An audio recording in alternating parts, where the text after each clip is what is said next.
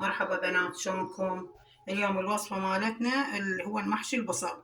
هاي عندي كيلو ونص بصل، وهاي عندي هنا 300 غرام لحم وولية، وعندي هنا قلاص ونص تمن، وعندي طماطاية وفلفلة، وهنا بصل، وهاي هنا عندي كرفس.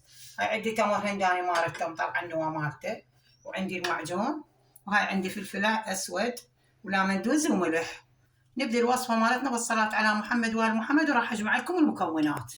راح أحط البصل هنا شوية بالماء الحار على شوية تخل بصلاية لين. هسه أشوف لكم إياها. جمعت المكونات، هذا اللحم، عندي البصل والطماطم والفلفل.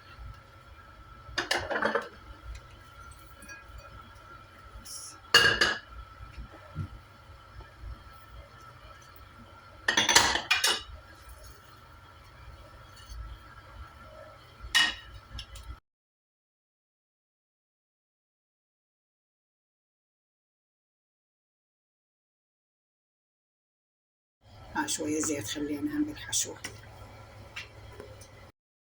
وهاي هسه بدينا نلف بالمحشي مالتنا، أكملها كلياتها وأرجع.